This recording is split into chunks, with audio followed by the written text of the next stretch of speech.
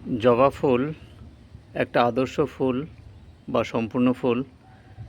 এই ফুলের 4টি স্তবক আছে। নিচের দিকে যে সবুজ বনে দেখা যাচ্ছে এটা হলো বৃতি। আর গোলাপি কালার যে দেখা যাচ্ছে এখানে 5টি স্তবক আছে, এদের নাম হলো দলমণ্ডল।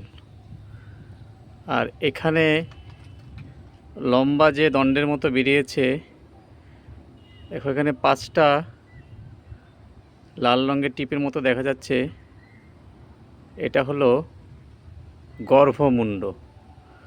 আর লাল রঙের দণ্ডটা হলো গর্ভদণ্ড। আর একদম নিচে আছে গর্ভাশয় বা ডিম্বাশয়। তাহলে সবগুলোকে নিয়ে তৈরি হয়েছে স্ত্রীস্তবক বা গর্ভকেশর চক্র।